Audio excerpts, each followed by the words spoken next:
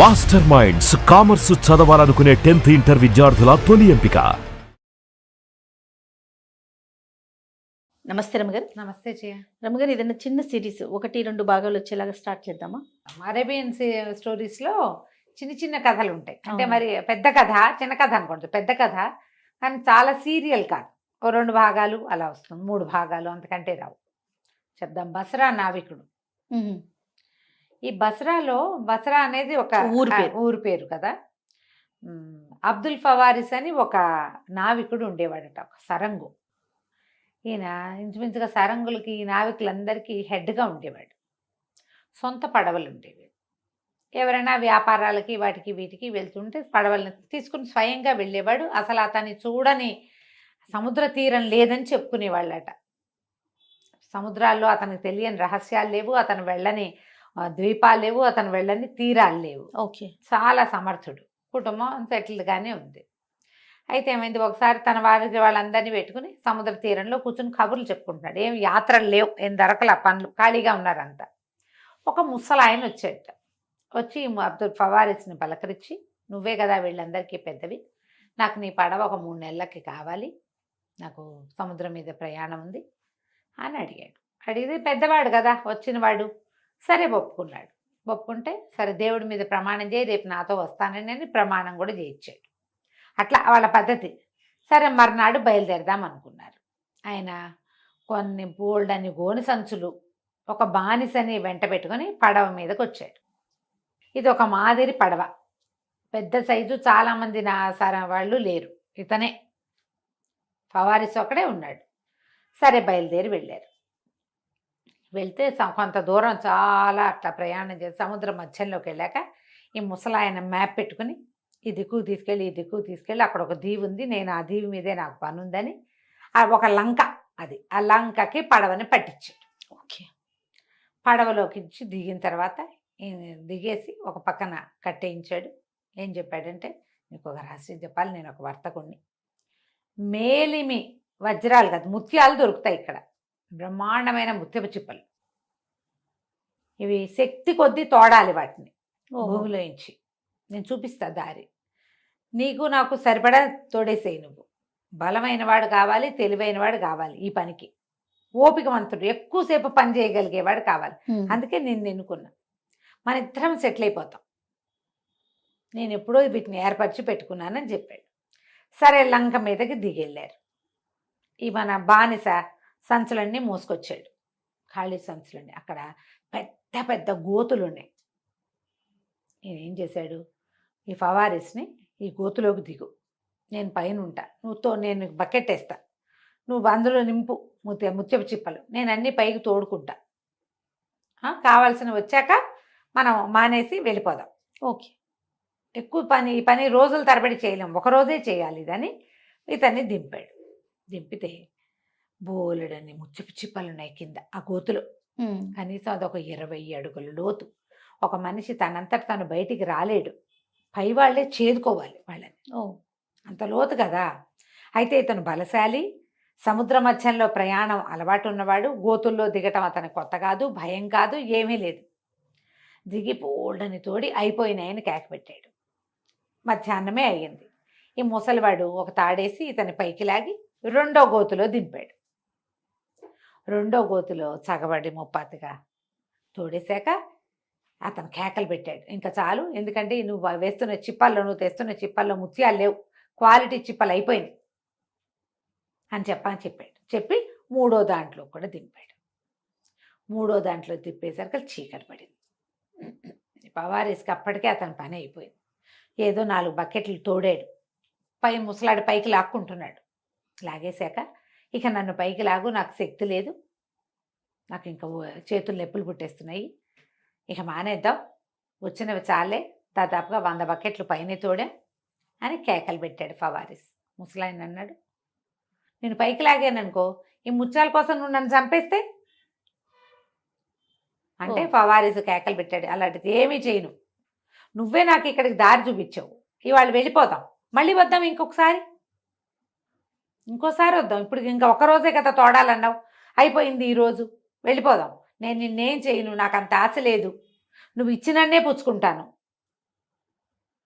నువ్వు ఇందులో నాకు వాటా ఇస్తే నేను నీకు పడవ డబ్బులు కూడా అడగను, నన్ను పైకి లాగు అంటే ముసలివాడు అన్నాడు, నేను నిన్ను నమ్మను, అసలు నావికులనే నమ్మను, నా పని అయిపోయింది, నీ చావు నువ్వు చావు, నేను వెళ్ళిపోతున్నానని ఆ సంచుల నిండా నింపుకున్నాడు ఈ ముత్యాలు చిప్పల్ని. చిప్పలే ఆయిస్టర్స్, చిప్పలు ఒలిచి తీయాలన్నమాట. ఆ మొత్తం చిప్పలన్నిటినీ బస్తాల్లోకి ఎత్తేసి, ఆల్రెడీ ఎత్తేసి పెడుతున్నాడు బానిస, వాడికి భాష రాదు, బరువులు మోస్తాడు అంతే, ఎత్తేయంటే ఎత్తేస్తాడు. బానిసని తీసుకుని పడవ దగ్గరికి వెళ్ళిపోయాడు ముసలివాడు. ఈ బస్రా నావికుడైన ఫవారిస్ మాత్రం ఆ గోతులో ఉండిపోయాడు. ఎంత కేకలు పెట్టినా తెలిసింది ఇతనికి ఇక లేరు ఎవరు ఇక్కడ అని. ఇతను అటు ఇటు ఇంత సన్న మనిషి పట్టేది కాదు, బాగా వెడల్పాటి పోయి అటు ఇటు కారాడుతుంటే ఇతనికి తెలిసింది ఎముకలు పుర్రెలు తగులుతున్నాయి. అంటే ఎంత మందినో ఈ ముసలివాడు తెచ్చి ఇక్కడ చంపేశాడు అనమాట. వదిలేసి వెళ్ళిపోతాడు, వాళ్ళు కొన్నాళ్ళుగా అక్కడే చచ్చిపోతారు. ఈ ఫవారిసు చాలా కాలం సముద్రాల్లో ఉండటానికి అలవాటు పడ్డవాడు. ఆ చేతికి దొరికిన ఎముకలతోటి అట అట అట అట తవ్వటం మొదలుపెట్టాడు. తవ్వుతుంటే అది ఇంకో గోతులోకి దారి తీస్తున్నట్టు తెలిసింది అతనికి. ఓహో, తవ్వగా బెదురు, భయము, నిరాశ, నిస్పృహ, నీరసం అవి మనిషిని చంపేస్తాయి. అవును, బయటపడాలన్న కోరుకున్నవాడి విధానమే వేరుంటుంది. ఇతను తవ్వుకుంటూ అవతలకి వెళ్ళాడు. వెలుగు కనిపిస్తుంది ఎక్కడి నుంచో గోతులోకి. ఇక ఆ వెలుగు వైపుగా అట్లా అట్లా అట్లా అట్లా తవ్వుకుంటూ వెళ్ళగా అది సముద్ర తీరంలోకి వెళ్ళిపోయింది. రోజులు పట్టినాయి, మరి అంతే, ఆహారం లేదు. అయినా సరే అట్టగే మెల్లిగా తవ్వి 2-3 రోజులు బట్టి బయటకు వచ్చాడు. చూస్తే సముద్ర తీరం, పిట్ట పురుగు పిచ్చిగా ఏమీ లేవు అక్కడ. కనీసం బయటపడ్డాడు. అయితే ఏమైంది, ఇతనికి ఓపిక లేనట్టు పడున్నాడు. కానీ కాసేపటికి సముద్రం మీద మోత వినపడుతోంది. ఏదో వస్తోందని చూస్తే ఒక ఓడ కనపడంగానే ఇతను ఏం చేశాడు, అతను నడువుకు ఒక దట్టి లాంటిది ఉంది, ఒక ఎర్రగుడ్డ, అది నడుము మీద నుంచి తీసి కేకలు పెడుతూ అది గుడ్డ ఊపాడు. క్లాతులు కనిపిస్తాయి కదా, రెడ్ క్లాత్ అయ్యేసరికి అలా తడిసిపోయింది. అది తడిసిపోయింది, నానిపోయి మురిగ్గా ఉంది. మొదటి భాగాలు మురికైనాయి, ఇతను కట్టుకున్న లోపల భాగాలు ఎర్రగానే ఉన్నాయి. ఆ భాగాలు కనపడేసరికి అలా ఎర్రగుడ్డ కనపడంగానే ఆ పడవ వాళ్ళు, ఆ ఓడ వాళ్ళు ఇటు తీసుకొచ్చారు, ఇక్కడ పట్టించారు. ఎవడో ఇక్కడ అరుస్తున్నాడు. సరే వీడిని ఎక్కించుకున్నారు. ఇతను ఈ లంకలో ముత్యపు చిప్పలు ఉన్నాయన్న మాట చెప్తే వీళ్ళక్కడ ఆశ పుడుతుంది, ఎవడో ఒకడు నాలాగే అవుతాడు. అందుకని చెప్పకుండా నేను ఎక్కిన పడవ, నేను పడవ వేసుకొచ్చాము, కొంతమంది పడవ పగిలిపోయి నేను ఒక కోయి చెక్క పట్టుకుని ఇక్కడ తేలేనని చెప్పాడు. ఓహో, పాపం వాళ్ళంతా జాలిపడ్డారు. అయ్యో నువ్వు ఫలానా వాడివేనా, అదేనా ఇదేనా అని కనుక్కున్నారు. బస్రాలో ఇతనికి కొంత పేరుంది. వాళ్ళు ఏదో దేశాన్ని చూస్తున్నారు కానీ బస్రా బీచ్ల్లో ఫవారిస్ పేరు తెలిసిన వాళ్ళు 2-3 ఉన్నారు అందులో. అయ్యో నువ్వు మంచి గొప్ప నావికుడివి, ఇలా అయిపోయావా, పోనీలే మేము అక్కడ బస్రా చేరుస్తాం నేను, ఏదో రకంగా అన్నారు. అయితే వీళ్ళు ఒక చోటకి వెళ్తున్నారు. బస్రాకి తిరుగు ప్రయాణంలో వీళ్ళు లేరు, ఇంకా వెళ్ళాలి వీళ్ళు బయటికి. వెళ్ళిన తర్వాతే దింపుతారు. పోనీ అప్పటిదాకా బతుకుంటాడు, పడవలో ఏదో కూర్చుంటారు కదా, సరేనని వెళ్ళటం మొదలుపెట్టాడు. వెళ్తుంటే వాళ్ళు కొన్ని రోజులు ప్రయాణం చేశాక వీళ్ళకి ఏం తెలిసింది, పడవ అనూహ్యంగా స్పీడ్ అందుకుంది, తొందరగా లాగేస్తున్నారని భావించారు. తర్వాత వాళ్ళకి తెలిసింది వీళ్ళు ఏం చేయటల్లా, పడవ దానంతటదే వెళ్ళిపోతుంది. వెళ్ళేసరికి అందరూ మాట్లాడుకున్నారు. వాళ్ళకి సరంగులకు ఏమీ అర్థం కాలేదు ఏం జరుగుతుందో. ఫవారిస్కి తెలుసు, సముద్రయానాలు అలవాటు ఉన్నాయి కదా, అందరూ కేకలు పెట్టారు, నువ్వు చూడు నువ్వు సీనియర్వి కదా అనేసరికి ఇతను పైకెక్కి అతను తెలుసుకున్నాడు. అదేంటంటే అక్కడ బ్రహ్మదేవుడట, అంటే ఏమనాలి దాన్ని, ప్రవక్త అంటారు వాళ్ళు, లేదా ఏమనాలి, విధాత, సముద్ర మధ్యంలో ఒక సుడిగుండం లాంటిది ఏర్పాటు చేశాడు. సింహన్నోరు అంటారు దాన్ని. ఆ సింహన్నోరు ఏంటి, అక్కడ దాకా వస్తే అదొక సుడిగుండం, అందులోకి వెళ్ళిపోతాయి. ఓహో, ఎప్పుడైతే ఆ సుడి తిరుగుతుందో పడవ ఇక చుక్కాన్ని వాటితో సంబంధం లేదు, లాక్కెళ్ళిపోతుంది. అందులోకి వెళ్తే ఇంకా బయటపడడం కష్టం. స్పీడ్ ఎక్కిపోయి ఇది ఆ సుడిలోకి వెళ్ళిపోతుంది అనేసరికి పడవలో ఉన్న వాళ్ళు, ఓడలో ఉన్న వాళ్ళంతా గోలెత్తిపోయి ఏడ్చి శోకాలు పెట్టారు. మమ్మల్ని రక్షించు, నువ్వు సీనియర్వి, నీకు చాలా తెలుసు, ఏదో ఒక ఐడియా వెయ్యి అనేసరికి ఇతను ఏమన్నాడు, సుడిలో తిరుగుతూ ఉన్నా మనం మునిగిపోకుండా ఉండాలంటే ఒక ఉపాయం ఉంది. ఎవరైనా ఒకళ్ళు ఈ దీంట్లో సముద్రంలో దూకి ఈ పడవను ఒక చెట్టుకేసి కట్టేయాలి. పైన ఉన్నాయి, అక్కడ కొండ కూడా ఒకటి ఉంది, అక్కడ ఒక చెట్టుకేసి కట్టేయాలి. ఇది ఇక్కడిక్కడిక్కడిక్కడే తిరుగుతుంది.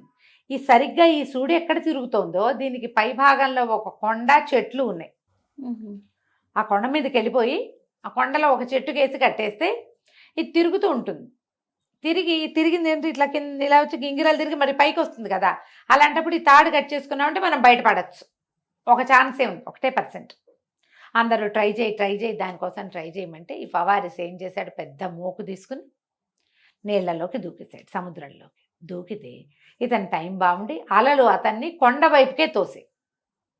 ఆ కొండ వైపు ఉన్న ఒక పెద్ద చెట్టుకి ఈ పడవ తాలూకు, ఈ షిప్ తాలూకు మోకుని కట్టేశాడు. కట్టిన తర్వాత ఏమనిపించింది, ఇప్పటికి 3 రోజులయ్యి వీళ్ళకి తిండి లేదు, ఏమైనా ఆహారం దొరుకుతుందేమో చూద్దామని వాళ్ళు ఒక రేవుకు పట్టిద్దాం అనుకున్నారు. అక్కడైతే తిండి దొరుకుతుంది అనుకున్నారు. ఆ రేవుకెళ్ళలా వాళ్ళు ఇటు వచ్చి ఇది లాగేసింది సింహన్నోరు వాళ్ళు. ఈ పైకెక్కితే ఆ కొండ మీదకి ఎక్కేసరికి ఆ కొండ పైన ఒక పెద్ద రాగి ఫలకం మీద రాసి పెట్టుంది, జగజ్జేతైన అలెగ్జాండరు ఒకసారి ఇక్కడికి వచ్చాడు. ఈ సింహన్నోరు తాలూకు దీన్ని కనిపెట్టి తన దగ్గర ఉన్న మహామేధావులు కొంతమందితోటి ఆలోచించి ఏం పెట్టాడంటే అక్కడ ఒక నగారా ఉంది. ఆ నగారాన్ని గనక 3 సార్లు పెద్దగా మోత చేస్తే ఆ ధ్వని తరంగాలకి ఈ సుడి తగ్గిపోతుంది. దాని తీవ్రత తగ్గిపోయి లోపలికి వెళ్ళిపోయిన పడవల్ని బయటికి తోసేస్తుంది. అది ఆల్రెడీ సుడిలో తిరుగుతూ లోపలే ఉంటాయి కొన్ని పడవలు ఉన్నాయి, అందులో వాళ్ళు ఉన్నారో పోయారో, పడవలు మాత్రం ఉన్నాయి. పడవలు బయటకు వచ్చేస్తాయి అని రాయబడి ఉంది. ఎప్పుడైతే అది ఉందో ఇతను పరిగెత్తుకుంటూ కిందకి వెళ్ళాడు. మీరు జాగ్రత్తగా ఉండండి, రెడీగా ఉండండి. ఆ నగారాన్ని కనుక ఎవరైనా మోగిస్తే పడవ బయటకు వచ్చేస్తుంది. అయితే ఒకే ఒక్క దీంట్లో లూప్ హోల్ ఏంటంటే నగారా కొట్టిన వాడు పడవెక్కలేడు. వీడు కొండ మీద నుంచి దిగి కొండెక్కాలి, అదంతా దిగి వచ్చేదాకా ఆ పడవ ఇక్కడ ఉండదు, పడవ వెళ్ళిపోతుంది కదా, పడవ అవకాశం లేదు అనేసరికల్లా అందరూ ఏడ్చి గగ్గోలు పెట్టారు. అయ్యో ఉపాయం తెలిసినా ఇప్పుడు మనం చేయలేము, మనలో ఎవడు చావుకి ఇది చేస్తాడు అంటే ఫవారిస్ అన్నాడు, నేను అసలు 4-5 వారం రోజుల క్రితమే గోతులో చచ్చిపోవాల్సిన వాడిని, ఏదో బయటపడ్డా, ఇంత దూరం వచ్చా, ఇంతమందిని కాపాడే అవకాశం భగవంతుడు నాకు ఇచ్చాడు, ఈ ఐడియా కూడా నేనే చదివా, నేను కొడతాను నగారా, బతికుంటే బల్సాకు తింటా, ఏదో ఒకటి వస్తా, లేకపోతే పోతాను. మీరేం చేస్తారంటే మీ పడవలో బోల్డ్ సరుకు, సగం సరుకు నా భార్య పిల్లలకి ఇవ్వండి, నా కోసం, మీకోసం నేను ప్రాణాలకు తెగించినందుకు సగం సరికి ఇచ్చేసేయండి, ప్రమాణం చేయండి అన్నాడు. వాళ్ళందరూ ఒప్పుకున్నారు. వీడిని పొగిడి వేనవేలుగా నీలాంటి అద్భుతమైన వ్యక్తి ఉండటం వల్ల కదా ఇట్లా పోయింది, సీనియర్ ఉండటం వల్ల కదా, అనుభవజ్ఞుడు ఉంటే ఆ దారే వేరు చూడు పాపం. అందుకని అందరూ ప్రామిస్ చేశాక ఇతను ఫవారిస్ ఏం చేశాడు, ఆ మోకుని నేను ఊడదీసేస్తాను, మీ దారిని మీరు వెళ్ళిపోదురు కానీ అని చెప్పి ఆ పైకి వెళ్ళి ఆ తాడు ఊడదీసేసి ఆ నగారాన్ని 3 అక్కడున్న ఒక కర్ర పట్టుకుని గట్టిగా కొట్టాడు. అది టాంగ్ పెద్ద మోత, ఎంత వైబ్రేషన్ వస్తుందో, ఖాళీ ప్రదేశం, అవునవును, ఆ కొండ పక్కనే సముద్రము, దాంతో ఆ నగారా 3 సార్లు మోగేసరికి రయ్యమని ఈ తిరుగుతున్న సుడి ఒక్కసారి రివర్స్ అయిపోయి మొత్తం ఆ లోపల ఉన్న వాటన్నిటి బయటికి తోసేసింది. వీళ్ళ పడవ అందులో తిరుగుతున్న ఓడ ఒక్క ఉదుటన సుడిలోంచి బయటపడిపోయింది. పడిపోగానే వాళ్ళు అందరూ చేతులుపి ఇతనికి పాయి చెప్పేసి పడవతో సహా వెళ్ళిపోయారు. ఫవారిస్ ఇక్కడ ఉండిపోయాడు.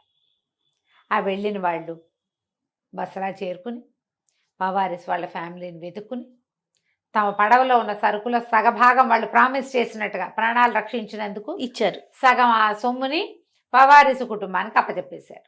వాళ్ళంతా లబ్బో దిబొమ్మని ఎడిచారు, ఇంకా లేడు, ఇక రాడు, పోగొట్టుకున్నామని ఏడ్చి శోకాలు పెట్టి వీళ్ళు ఇచ్చిన సొత్తు అంతా లోపల పెట్టుకున్నారు. కొండ మీద ఆగిపోయాడు, పడవ మాత్రం గట్టుకొచ్చేసింది, వెళ్ళిపోయింది. సరే ఇతను ఏం చేస్తాడు, ఏదో అట్లా నడవటం మొదలుపెట్టాడు. కొండ మీద కొండ దిగాడు, సముద్ర తీరం వెంబడి నడుచుకుంటూ పోతున్నాడు. మధ్యలో కొండలు మిట్టలు ఏవో ఉన్నాయి. ఇతనికి దూరంగా ఒక ఎర్రటి బట్టలు చుట్టుకున్న వాడెవడో ఒకడు కనపడ్డాడు. అది ఎలా ఉంది, ఒక పచ్చిక బయలు లాంటిది ప్లేస్. పొడుగాటి వాడు 7 అడుగులు ఉన్నాడు ఏకంగా. ఆ వింతగా ఉంది ఆకారం, దగ్గరికి వెళ్ళి చూస్తే మనిషేవాడు. 7 అడుగులు, ఇతను 6 అడుగులు ఉన్నాడు, 6 పైన ఉంటాడు, అది 7 పైన ఉన్నాడు. ఒక శాలువా లాంటిది కప్పుకున్నాడు, పెద్ద కర్ర ఒకటి పట్టుకున్నాడు, గొర్రెలు మళ్ళేస్తున్నాడు. ఏం చేస్తున్నాడు? గొర్రెలు ఆ, గొర్రెల్ని తిప్పుకుంటున్నాడు. ఆ, తిప్పుకుంటుంటే ఈ కనపడేసరికల్లా ఎవరు నువ్వు ఏమిటి అని అడిగితే ఇదన్నాడు. అనేసరికల్లా సింహం నోట్లో నుంచి తప్పుకున్నావంటే నువ్వు చాలా అదృష్టవంతుడివి, నేను కనపడడం నీకు ఇంకా అదృష్టం, ఆ? ఉమ్, రా నేను నిన్ను రక్షిస్తానని పిలిచాడు. ఎవడో ఒకడు మనలాంటి మనిషి ఒకడు కనపడితే ఇంకా అంతకంటే ఏముంది, అంతేగా. నా ఇల్లు వాకిలి ఇక్కడే ఉన్నాయి అనేసరికి ఇతనేమనుకున్నాడు, ప్రస్తుతం ఇప్పుడు తిండి లేదు, ఆ పడవలో చివరి 3 రోజులు తిండి లేదు, ఉమ్, పడవ వెళ్ళిపోయి అప్పుడే 2 రోజులు గడిచిపోయింది, ఆకలి, ఏదో దుంపలు ఒకటి ఎర్ర పీక్కు తిన్నాడు కానీ ఏం చాలటల్లా. ఈ గొర్రెలు అవి ఉన్నాయి అంటే ఎవరి దగ్గరైనా వాళ్ళ గ్యారంటీగా గింజలు ఉంటాయి, వాళ్ళ దగ్గర పాలు ఉంటాయి, ఉమ్, గొర్రెపాలు ఉంటాయి కదా. కాబట్టి ఏదో మజ్జిగో పాలో తిండో పదార్థం దొరుకుతుందని వాళ్ళ వెనకాల పడి వెళ్ళాడు. అమ్మయ్య బతికిపోయాను అనుకున్నాడు. అతను తన దగ్గరికి తీసుకుపోయాడు. తీసుకెళ్ళి ఎట్లా ఉంది అది, ఒక కొండ లాగా కనపడుతోంది, పెద్దగా బందెల దొడ్డి లాంటిది ఒక దొడ్డు ఉంది. గొర్రెలన్నిటిని అందులోకి తోలాడు. పెద్ద పెద్దవి ఎంత గొర్రెలు, కొండ గొర్రెలు అవటం వల్ల మన పొట్టేళ్ళు ఉంటాయి చూడు అవును. ఇంత ఎత్తు బలంగా, గొర్రెలే అంతంతున్నాయి. ఇంకా అందులో మగవి ఇంకొద్దిగా బలిష్టంగా ఉన్నాయి. ఒక సుమారైన మనిషి వాటి మీద కూర్చుని స్వారీ చేయొచ్చు, అంత దిట్టంగా ఉన్నాయి. ఆ కొండ మీద గడ్డి తింటంతో. అయితే ఏమైంది, ఇతన్ని లోపలికి ఈ లోపలికి వెళ్ళని ఇంకొక గేట్, ఒక కొండరాయి లాంటిది అడ్డం పెట్టింది. ఆ కొండరాయి తీశాడు. ఇతన్ని నువ్వు లోపలుండు అని లోపలికి పంపించాడు. అంతకుముందు అతను పెట్టిన తిండేదో కాస్త అంత తిన్నాడు. లోపల చూస్తే ఓ 15 మందో 12 మందో ఉన్నారు. అందరూ ఏడుపు గొట్టుగా ఏడుచుకుంటూ కూర్చుని ఉన్నారు అక్కడ. అయ్యో, కాంతపాటి ఇదేమిటి, వీళ్ళెవరు, ఎందుకు ఏడుస్తున్నారు? అందులో ఒకడు బోరమని ఏడుస్తూ, నువ్వు ఇంకొకడికి వచ్చావా ఇక్కడివి, ఇంకోడివి, వీడికి ఆహారం అవ్వటానికి మాతో పాటు అన్నాడు. అనగానే వీడు తెల్లపోయాడు. అదేమిటి, వాడు ఆ మనుషుల్ని తింటాడా అన్నాడు. అనేసరికల్లా అక్కడ లోపల ఏడుపు కొట్టుబడి చెప్పాడు, వీడు నరరూప రాక్షసుడు, అదే కాదు నరమాంస భక్షకుడు కూడాను వీడు రోజు ఇక్కడ ఈ పడవల మీద అక్కడ పడవలు పగిలిపోయి ఆ ద్వీపాలు చేరిన వాళ్ళని మోసుకొస్తాడు, వాళ్ళని ఇక్కడ పెడతాడు, రోజుకొకరిని చొప్పును విరుచుకు తింటాడు. ఏదో పెద్ద పడవ పగిలిపోయి బోళ్ళు మంది చేరాము ఇక్కడ, మమ్మల్ని ఒక్కళ్ళని తింటున్నాడు, వాడు తప్పించుకోనివ్వడు, వాడు మనకంటే ఎత్తు, మనకంటే స్పీడ్గా పరిగెత్తాడు, వాడి చేతులు మన కాళ్ళ కంటే పొడుగు. అనేసరికి వీడికి అర్థం కాలే ఏం చేయాలో. ఇది వీడి లోపల కూర్చుని వీళ్ళందరూ కూర్చులం కనుక్కుని మాట్లాడే వాళ్ళంతా ఏడుపు కొట్టు మొహాలాగా ఏడుచుకుంటూనే ఉన్నారు. ఉన్నట్టుండి ఆ కొండరాయి తెరుచుకుని ఆ ఎర్రబట్టలు కట్టుకున్న వాడు లోపలికి వచ్చి వీళ్ళల్లో ఒక మనిషిని ఒడిసి పుచ్చుకుని బయటికి లాక్కెళ్ళి భక్షించి వాడి దారిని వాడు పడుకున్నాడు. పడుకునేసరికి వీడికి ఏం చేయాలో తెలియదు, పారిపోవాలనుంది ఫవారిస్కి.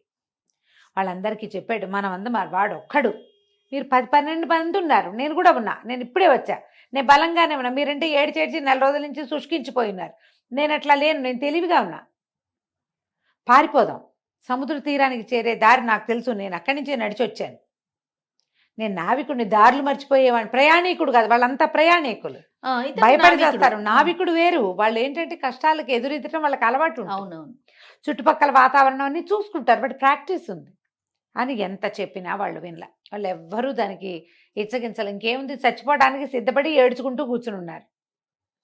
అయితే ఇతను ఏం చేశాడు, బాగా ఆలోచించి అటు ఇటు చూస్తే ఏవో చిన్న పొన్న సాధనాలు దొరికితే వీడు దానికి ఇంత చిన్న చిన్న తీగలు లాంటివి దొరికితే ఆ 3-4 తీగల్ని మేలేసి ఇట్లా పదునైన ఆయుధాలుగా 2 ఆయుధాలుగా చేసుకున్నాడు. మర్నాడు ఈ కొండరాయి తీసుకుని వాడు లోపల రాగానే ఈ ఫవారీసు ఒక్క ఎగిరి వాడి మీదకి ఎగిరేసి వాడిని సందిటి పట్టి పైకి ఎగబాకి ఆ 2 కళ్ళు పొడిచేశాడు వాడివి. వాడు రక్తం గారుతున్న కళ్ళతోటి వీడిని కిందకు వదిలేసి ఫవారీస్ని అమ్మోయ్ బాబోయ్ నాయనో అని అరుస్తూ ఉంటే ఈ కొండరాయి తెరుచుంది కదా, తెరుచున్న కొండరాయిలోంచి ఇతను ఎక్కడికి వెళ్ళొచ్చు, ఆ గొర్రెలకి ఒక పెద్ద దొడ్డి లాంటిది ఉంది కదా, ఆ దొడ్లోకి చేరిపోతే ఇవి గొర్రెలు కాకుండా మనుషులు దొరకనప్పుడు వాడు ఏం చేస్తాడట, గొర్రెలు తింటాడు తన దగ్గర ఉండే, వాడు ఆహారం కోసమే అవన్నీ. గొర్రెని తిన్నాక వాటి చర్మాన్ని ఒక మూల పెట్టాడు, కొన్ని గొర్రె చర్మాలు ఉన్నాయి. ఈ ఫవారీస్ ఏం చేశాడు, అంత పరిగెత్తుకుంటూ వెళ్ళి ఆ మూల ఉన్న గొర్రె సంచి చర్మాలు చూడగానే ఓ చర్మాన్ని ఇట్ట మీద కప్పుకుని ఆ గొర్రెల మధ్యలో ఉండిపోయాడు. వాడు కళ్ళు నులుపుకుంటూ లోపలికి వచ్చి తెలుసుకున్నాడు ఈ దొడ్లోకి వెళ్ళాల్సిందే కానీ వాడు బయటికి వెళ్ళే వీల్లేదు. ఆ గొర్రెల దడిలో చేయి పెట్టి ఇటా ఇటా ఇటా తడవటం మొదలుపెట్టాడు. ఒక్కో గొర్రె అని తడివి చూస్తున్నాడు. పట్టుకుంటారు. పడితే వాడు ఎందుకంటే సహజంగా నరమాంస భక్షకులకి ఆహారాన్ని గుర్తుపట్టే తెలివి ఉంటుంది. అవునవును. మనుషుల వాసన పట్టుకుంటారు. ఉమ్. తడుగుతుంటే వీడు దొరకకుండా తప్పించుకున్నాడు. కానీ ఈ గొర్రెల మధ్యలో అట్లా ఇట్లా తప్పించుకుంటున్నాడు. వాడు చేయి చాపినప్పుడల్లా చేతులు తగులుతున్నాయి. గొర్రెలన్నీ అటు ఇటు పరిగెడుతున్నాయి. ఇతను దొరుకుతున్నాడు. కానీ తప్పించుకుంటున్నాడు. తప్పించుకుని చివరికి ఎట్లా కొట్లా దానికి ఒక చిన్న సందు ఉంది. గొర్రె పట్టదు అందులోంచి. వీడు మనిషి కాబట్టి ఇట్లా ఇట్లా వంగుతాడు శరీరం. అవును. అందులోంచి దాన్ని తోసుకుని బయటికి రాబోయేసరికి అలా ఆ బందెల దొడ్డి తాలూకు ఇది ఉంటుంది కదా దడి, అది విరిగిపోయింది. వీడు బయటపడ్డాడు. బయటపడంగానే ఎప్పుడైతే ఇట గొర్రె ఒకటి బయటికి దూకినట్టు తెలిసిందో ఆ వాడు కూడా ఆ రాక్షసుడు కూడా వీడు వెనకాల పడ్డాడు. ఆ నరమాంస భక్షకుడు ఫవారిస్ వెనకాల పడ్డాడు. ఇక ఫవారిసు పరుగు పరుగు పరుగు పరుగు తీసాడు. కానీ వాడు వెనకాల పరిగెత్తుకొచ్చేసాడు. గుడ్డిగానే కళ్ళు లేవు, కానీ కళ్ళు అంతా నెత్తురు గారిపోతోంది. అయినా సరే ఆ మనిషిని వదిలిపెట్టట్ల వాడు. ఒక ఏరు దగ్గర ఒక ఏరు లాంటిది ఉంది అక్కడ. ఆ ఏరు దగ్గర ఫవారిసు దొరికిపోయాడు. దొరికిపోతే వాటి గొర్రె బొచ్చు ఉంది కదా, వాడు ఇట్లా పట్టుకునేసరికి ఇతను ఏం చేశాడు, ఆ బొచ్చులోకి చేతులు దూర్చి ఉంచుకున్నాడు తన మీద. చేతులు బయటకు లాగేశాడు. లాగంగానే ఆ బొచ్చు వెళ్ళి వాడి చేతిలోకి వచ్చేసింది. వీడు ఒక్క ఉదుటిన నో గేట్లో పడిపోయాడు. వాడికి నీళ్లు భయం ఆ రాక్షసుడికి. నీటిలోకి రాడు. నీళ్ళలోకి రాలేక అక్కడి నుంచినే పెద్ద పెద్దగా అరిచాడు, కేకలు పెట్టాడు. ఆ గొర్రె బొచ్చు అంతా చించి ముక్కలు చేసి విసిరేశాడు. ఫవారిస్ మాత్రం దొరకల. ఎందుకంటే అతనికి కనపడుతుంది, వీడికి కనపడదు. అదే కదా తేడా వాళ్ళిద్దరికి. ఎప్పుడైతే ఈ ఏట్లో పడ్డాడో ఇక అక్కడి నుంచి ఈదుకుంటూ ఇంకో పక్కకు పరిగెత్తాడు, వెళ్ళిపోయాడు. ఆ ఏరు దాటేశాడు. ఏటికి యువతల వీడున్నాడు ఈ నరమాంస భక్షకుడు.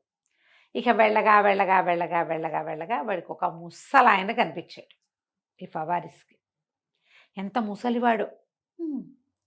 ఆ ముసలివాడిని చూసేసరికల్లా ఎటా వచ్చావు ఇక్కడికి అని అడిగాడు. అయితే అక్కడ ఒక నరమాంస భక్షకుడు ఉన్నాడు, వాడి కళ్ళు పొడి చేసి వాడి దగ్గర నుంచి పారిపోయి ఇచ్చాను. అంతకుముందు పడవ సింహం నోట్ల నుంచి బయటకు వచ్చాను. అబ్బో నువ్వు చాలా అదృష్టవంతుడివి, వాడిని తప్పించుకున్నావంటే మరీ తెలివైన వాడివి, మా దగ్గర ఉండు పని చేసి పెడుతూ కానీ నాకు అని పిలిచాడు. పొలంలో పని చెయ్యి, నీకు తిండి పెడతానన్నాడు. సరేనని ఒప్పుకుని వాడి వెనకాల వెళ్తే వాళ్ళింటో కూడా ముగ్గురు మనుషులు ఉన్నారు లోపల. వాళ్ళు నరమాంస భక్షకులే. అయితే ముసలాడు ఎక్కువ తింటాడు, వాడికి ఒక పెళ్ళం ఉంది ముసిలిది, అది తిందు. అయితే ఈ ఫవారిస్ ఏం చేశాడు, ఆ ముసలమ్మ దగ్గర చేరి నీకు కావాల్సిన పని చేసి పెడతా, నన్ను తిన్నివ్వద్దు, ఆ లోపల ఉన్న వాళ్ళంతా బక్కవాళ్ళు, వాడికి మాంసం తప్పిస్తే ఏం లేదు, నాకు బోల్డ్ అంత తెలివి ఉంది, నీకు పనులు చేసి పెడతానని దానికి పొలం అక్కడ పొలాలు దున్నటము, గింజలు పాతటము, కాయలు కోయటము ఇట్లాంటి పనులు చేసి పెట్టాడు. దాంతో ముసలిది సరేనని వీడిని నా దగ్గర నుంచి వీడిని తినడానికి వల్ల కాదని మొగుడిని గట్టిగా చేసి పెట్టింది. సరే అక్కడ కాస్త కొంచెం టైం కలిసి వచ్చింది కదా, వీడు మెల్లిగా అక్కడ అలవాటు పడ్డం మొదలుపెట్టాడు. రోజు పొలంలోకి వెళ్ళి అవి ఇవి తేవటం చేసి ఒకసారి ఏం చేశాడు, ఒక తేనె పట్టును చూశాడు. తేనె పట్టును చూసి ఓ ఇంత తేనెని ఇంత చుక్కలు పడుతుంటే ఒక చిన్న ఆకు దొన్నెలోకి పట్టి తీసుకొచ్చి సాయంత్రం ఆ ముసలమ్మకి రుచి చూపించాడు. తన జీవితంలో ఎరగదు తేనె రుచి. ఎప్పుడైతే తేనె చూసిందో ఆహాహా ఎంత బాగుంది ఎంత బాగుంది, పట్టుకురా పట్టుకురా, ఇది పట్టరా అంటే ఇది నా ఒకటితో అవుతుంది అనుకున్నావా, ఇద్దరు మనుషులు కావాలి, దానికి ఇద్దరు కావాలి, ఇవి ఉన్నది కాదు, పొద్దునుంచి సాయంత్రం దాకా పడుతుంది, దీన్ని అక్కడెక్కడో ఇంకా ఉండుంటే ఒక తేనె తుట్టు ఇక్కడ ఉందంటే దీనికి అవతలగా దిక్కులు చెప్తాడు, ఆ దిక్కుల్లో ఇంకా ఎక్కువ ఉంటుంది, అక్కడికి వెళ్ళాలి, ఈ తాతను నాతో ఇచ్చి పంపించు నేను చేస్తాను అన్నాడు. అనేసరికి సరే ఒప్పుకుంటే సరే వాళ్ళ దగ్గర కొన్ని కత్తి కటారు సామాన్లు అన్నీ ఉన్నాయి. వాళ్ళు మొదటంతా వీడికి తాడు కట్టి తిప్పేవాళ్ళు, ఫవారిస్కి తాడు కట్టి వాడు ఆ తాడున్నంత మేరే తిరిగేలాగా. కొంచెం నమ్మకం వచ్చాక వదిలిపెట్టారు. ఇప్పుడు ఏం చేశాడు, ఈ ముసలాన్ని వెంట పెట్టుకుని ఎక్కడికో తీసుకుపోయాడు. తీసుకెళ్ళి ఓ చోట తేనె పట్లు చూపించి కొంచెం తేనె రుచి చూపించి వాడిని చెట్టు కట్టేసి నువ్వు ఇక్కడే ఉండు, నేను మళ్ళీ వస్తానని ఆ కొండ మీద నుంచి కిందకి దిగెళ్ళిపోయాడు సముద్ర తీరంలోకి. ఇక ముసలివాడు ఆ కొండ దిగి వచ్చి తన వెంబడబడి తన పట్టుకునే ఛాన్స్ లేదు. ఛాన్స్ లేకుండా వాడిని ఇంటి నుంచి దూరంగా తీసుకొచ్చేసాడు. ఒకవేళ ఇంటి దగ్గర నుంచి వీడు తప్పించుకుంటే మొగుడు పెళ్ళాం ఇద్దరు కలిసి వెంబడబడేవాడు. పెళ్ళాం అక్కడెక్కడ ఉంది, సాయంత్రం తేం తెస్తారని అది హాయిగా కూర్చుంటుంది దాని దారిన. అది ముసలాడు ఇక్కడ కట్టేసి ఉన్నాడు ఈ ముసలతను. ఇంకా ఇతను వెళ్ళేది వచ్చేది లేదు, ఏం లేదు. కొండ దిగేసి సముద్ర తీరానికి పరిగెత్తాడు. ఇతను ఈ ప్లాన్ ఎప్పుడు చేశాడు? సముద్రం మీద దూరంగా అతనికి ఒక ఇది కనపడింది. ఆ ఓడ ఈ దిక్కుకే వస్తుందని తెలుసుకుంది. ఈ ప్లాన్ చేసి ఆ ఓడ ఇటువైపుకి వచ్చే సమయానికి దిగెళ్ళిపోయాడు కిందకి. ఇతను నావికుడు అవ్వటం వల్ల ఇది కుదిరింది. ఎన్ని రోజులు గడిచిపోయాయో ఈ గొండాటనలో పాపం. తీరా అక్కడికి వెళ్ళి ఈ బట్టలు వాడికి అతని నడువుకు ఒక ఎర్ర బట్ట ఉందిగా ముందు నుంచి ఉంది. ఆ ఎర్రటి బట్ట ఊపేసరికల్లా వాళ్ళు ఒక పడవాళ్ళు ఆ ఓడవాళ్ళు ఎవరో మనిషి ఇక్కడ పిలుస్తున్నాడని వాళ్ళకి తెలుసు. ఈ ద్వీపాల్లో నరమాంస భక్షకులు ఉంటారు. ప్రయాణాల్లో దిగబడిపోయిన వాళ్ళు ఎవరైనా ఉండిపోతే మా నరమాంస భక్షకులు తినేస్తారు. వాళ్ళకి ఇట్లా నాగరికుల్లాగా తెలివైన ఐడియాలు ఉండవు. ఓకే, వాళ్ళు గుర్తుపడతారు. ఈ బట్ట ఎగరేసాడంటే వాడు నాగరికుడు, వాడికి తెలుసు ప్లాన్. అందుకే వస్తారు. వచ్చి ఇతన్ని ఎక్కించుకున్నారు. ఎవరు ఏమిటి అన్నీ కనుక్కుని ఆశ్చర్యపోయారు. అదేంటి నువ్వు అప్పుడెప్పుడో ఎన్ని నెలల క్రితం చచ్చిపోయావని వార్త వచ్చింది, బతికే ఉన్నావు, బాగానే ఉన్నావే. తలకాయ ఎంత నేర్చిపోయింది ఇతనికి. ఈ కష్టాలు, ఈ ఇబ్బందులు, ఈ చావుని దగ్గర నుంచి చూడ్డాలు, నరమాంస భక్షకులు, సస్తున్నావని ఏడ్చేవాళ్ళు, అదే కదా పనులు, పాపం నడక, తలంతా నేర్చిపోయింది. చివరికి ఎట్లా గొట్లా కొన్ని నెలలకి తన అదృష్టం కొద్దీ ఈ ఓడ బస్రాకే వెళ్తాం. నెల రోజుల సుదీర్ఘ ప్రయాణం తర్వాత బస్రా చేరాడు. ఇతను ఊళ్ళోకి నడుచుతుంటే ఊళ్ళో వాళ్ళంతా ఆశ్చర్యపోయారు. ఓరిని ఫవారిస్ బతికే ఉన్నాడని. ఇల్లు చేరాడు. భార్య పిల్లలు కూడా ఆశ్చర్యపోయారు. అబ్బో ఎటా వచ్చావు ఏమిటి అని కనుక్కున్నారు. సరే ఒక నెల 2 నెలలు బాగా విశ్రాంతి తీసుకున్నాడు. డబ్బులు బోళ్ళు చేరినాయి వీళ్ళ దగ్గర. మామూలుగా డబ్బు ఉంది కొంత. వాళ్ళు మొదట వాళ్ళు 50% హాయిగా ఉన్నారు. 2 నెలలు విశ్రాంతి తీసుకుని మెల్లిగా అప్పుడే సముద్ర తీరానికి వెళ్ళడం మొదలుపెట్టాడు. ఒకనాడు ఈ తలకాయ నేర్చిపోయింది. మొదట అతను ఎట్లా ఉండేవాడు? హట్టాకట్టగా పైలా పచ్చీస్గా జమాన్ లాగా మంచి హటాకట్టగా ఉండేవాడు. తలకాయ నల్లగా ఉండేది. ఈ ప్రయాణాలు ఈ గోల్లో జుట్టంతా తెల్లబడిపోయింది. మనిషి కొంచెం ఒడిలిపోయాడు. ఈ సముద్ర తీరంలో కూర్చుంటే మొట్టమొదటి ఏ ముసలివాడైతే వీళ్ళని తీసుకెళ్ళాడో వాడు కనపడ్డాడు. కనపడి ఇక్కడ పెద్ద నావికుడు ఎవరు అని అడిగితే ఇదిగో ఈయనేనండి అన్నారు. పేరు ప్రస్తావన రాల. ఇతను మాత్రం గుర్తుపెట్టాడు. ఫవారిస్ గుర్తుపెట్టాడు ఆ ముసలాయన అన్నాడు, నాకు 3 నెలల పని ఉంది, మరి పడవని అద్దెకి తీసుకుంటాను, నాతో వస్తావా అని అడిగాడు. సరే వస్తానన్నాడు. వస్తానని ఆయన మర్నాడు పొద్దున ఒక బానిసని ఒక మోపెడు గోన్ సంచుల్ని తీసుకుని పడవ మీదకి వచ్చాడు. మళ్ళీ యథాప్రకారం మొదట్లో ఎక్కినట్టే పడవ ఎక్కి వెళ్ళారు. ఎక్కెళ్తే బాగా ప్రయాణం చేసి సముద్ర మధ్యంలోకి వెళ్ళాక ముసలాయన చెప్పాడు, నేను ఒక వ్యాపారస్తుడిని, ఒక ఫలానా ఒక చోట లంకలో ముత్యపు చిప్పలు ఉన్నాయి, చెరిసగం నీ జీవితం నా జీవితం సెటిల్ అయిపోతుంది, అక్కడికి వెళ్దాం, నువ్వు బలవంతుడివి, కుర్రాడివి, నాతో రా అంటే సరే అని ఒప్పుకున్నాడు. ముసలతనే ఆ లంకకి తీసుకెళ్ళాడు. ఫవారిస్కి తెలుసు ఆ లంక ఎక్కడుందో, అయినా సరేనని ఒప్పుకున్నాడు. ఆ లంక మీదకి వెళ్తే బానిస చేత సంచులన్నీ మోయించుకుని ఇద్దరు లంకలోకి దిగారు పడవ కట్టేసి. లోపల దాకా వెళ్ళాక ఒక కుడివైపుకి తిరిగాక పెద్ద పెద్ద గోతులున్న ఒక ప్రదేశాన్ని చూపించాడు ముసలతను. ఈ గోతులోకి దిగిన ఆయన బోల్డని అద్భుతమైన ముత్యపు చిప్పలున్నాయి, చక్కగా నీ జీవితము నా జీవితము ఇద్దరి జీవితము సెటిల్ అయిపోతుందని చెప్పాడు. ఫవారిస్ అన్నాడు, నేనేనాడు గోతులో దిగిన వాడిని గాను, నీకే సహాయం కావాలన్నా చేస్తా, నువ్వు దిగు, అసలు దిగి చూపించు, నాకు ఆ గోతులో దిగటం ఏమిటో తెలీదు, నువ్వు నన్ను పడవదేమన్నావు కానీ గోతు మాట ముందే చెప్తే ఎవరినైనా స్నేహితుడిని తెచ్చేవాడిని, నువ్వు చెప్పలేదుగా అక్కడ, పడవ మీదకి ఎక్కాక ఇక్కడ దిగాక చెప్తున్నావు గొయ్యి మాట, నాకు తెలీదు, నేనేనాడు దిగల, నిత్యం లేనిదే దిగలేను అసలు నేను, ఇదేమో తాడుచ్చుకుని దిగాలి, తాడు పట్టుకు కిందకి దిగాలి, పైగా నువ్వు సన్నటి వాడివి, నేనేమో బలశాలిని, నన్ను నువ్వెట్టా దింపుతావు, నిన్నైతే నేను ఈజీగా దింపుతా, ఈజీగా లాగుతా కూడా, నువ్వు దిగని ముసలాతన్ని బలవంత పెట్టాడు. ఈ ముసలాతను అన్నాడు, సరే ఓ గోతులో నేను దిగుతా, నన్ను చూసి 2వ గోతులో నువ్వు దిగుతావా అన్నాడు. తప్పకుండా దిగుతాను, ముందు నువ్వు దిగమన్నాడు. ఫవారిస్ ఏం చెప్పాడు, నువ్వు దిగు, చూపిస్తే నాకు అనుభవం వస్తుంది కదా అవును. అనేసరికి సరే ముసలి అతను ఒప్పుకొని దట్టి గట్టిగా కట్టుకుని తాడు పుచ్చుకొని గోతులోకి దిగాడు. దిగితే బోల్డని ముత్యపు చిప్పలున్నాయి. ఆ గోతుల్లోకి ముత్యాలు ఆయిస్టర్స్ వస్తాయట. ఆ గోతులు అందుకు తవ్వి పెట్టారు. సముద్రంలో నుంచి ఇక్కడికి ఊరతాయి అవి, అదేలే. ఆల్చిప్పలు లాంటివి. ఇక ముసలివాడు తోడడం మొదలుపెట్టాడు. ఒక 20-30 బకెట్లు వచ్చినాయి పైకి. ముసలివాడు వగరుస్తూ చెప్పాడు, నా వల్ల కాదు ఇంకా, నేను ఇంక చేయలేను, నేను ముసలివాడిని, అశక్తుడిని, నన్ను పైకి లాగే. ఎన్ని వచ్చినాయో అన్ని వచ్చినాయి. నువ్వు దిగుతానంటే రెండో దాంట్లో దిగు, నువ్వు దిక్కపోయినా పర్వాలేదు, సగం వెళ్ళిపోదాం. వెళ్ళిపోదాం, నన్ను పైకి లాగు, నన్ను పైకి లాగు అని పిలిస్తే వావారిస్ అన్నాడు, లాగేను నిన్ను, లాగుతాను. ఇది వరకు నువ్వు నన్ను లాగేవు కదా, నన్ను గోతులో దింపి నన్ను వదిలిపెట్టి వెళ్ళిపోయావు ముసలినక్క నువ్వు. నాకేదో నా పిల్లల అదృష్టం బాగుండి నేను బతికొచ్చాను, యువకుడిని, నాకు ఇంకా బతికేందుకు ఒకళ్ళనే, నువ్వు ముసలాడివి, నీకెందుకు? సంవత్సరం క్రితం నన్ను ఈ గోతులో దింపి చావుకి నన్ను వదిలిపెట్టి వెళ్ళిపోయావు, నువ్వు అక్కడే ఉండు, నేను నిన్ను బయటికి లాగేది కళ్ళ అని చెప్పి, ఆ బానిసకి భాష రాదుగా, ఇవన్నీ ఎత్తి మనం వెళ్ళిపోదాం అది అని చెప్పి ఆ ముసలివాడిని అక్కడే వదిలేసి, ఇంకేమైపోతాడు వాడు, వీడు కాదు తవ్వుకుని వచ్చాడు, ముసలివాడి వల్ల అవ్వదు, అవుదుగా, పైగా ఇవన్నీ తోడి తోడి వాడి దుంప దిగిపోయింది అని చెప్పేసి ఆ ముత్యపు చిప్పలన్నీ తీసుకుని ఆ బానిసని వెంట పెట్టుకుని తన పడవ దగ్గరికి వచ్చేసాడు. వెనక్కి వచ్చేసాడు బస్టాండ్ నగరానికి. బానిసకి డబ్బులు ఇచ్చి పంపించేశాడు. వాడు కేవలం ఏంటంటే వస్తువులు మోయడానికే వచ్చాడు. ఈ తెచ్చిన ముత్యపు చిప్పలు మామూలు కాదవి, ఎంత అద్భుతమైన ముత్యాలు వచ్చినాయో వాటిలలోంచి. ఇతను ఎక్కడి నుంచి తెచ్చాడో బస్రాలో ఎవ్వరికీ తెలియదు. ఆ ముత్యాలు అమ్మి తన దగ్గరున్న సంపదకి 4 రెట్లయిందట వాటితోటి సంపాదన.